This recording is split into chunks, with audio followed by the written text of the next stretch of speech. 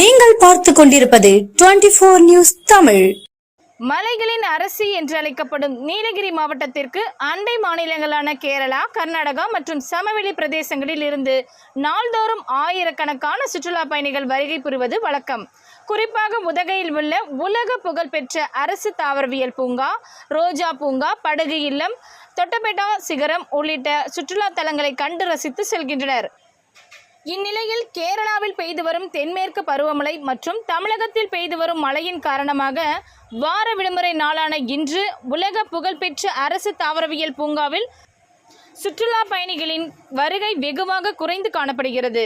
மேலும் அரசு தாவரவியல் பூங்காவில் உள்ள கண்ணாடி மாளிகையில் பூத்து குலுங்கும் மலர்களை சுற்றுலா பயணிகள் கண்டு ரசித்ததோடு செல்ஃபி மற்றும் புகைப்படம்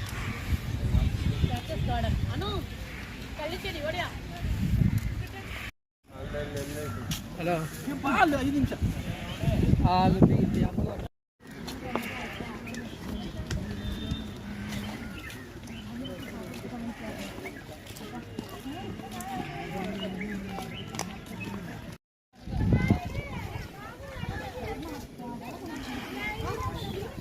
இங்கே வர்றா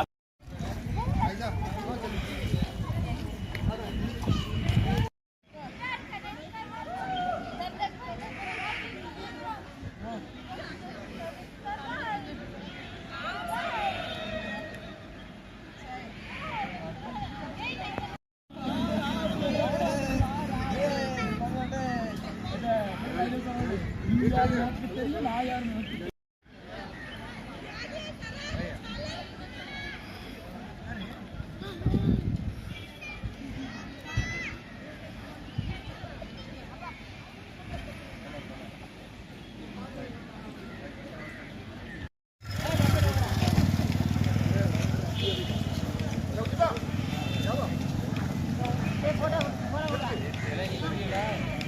ஏமுங்க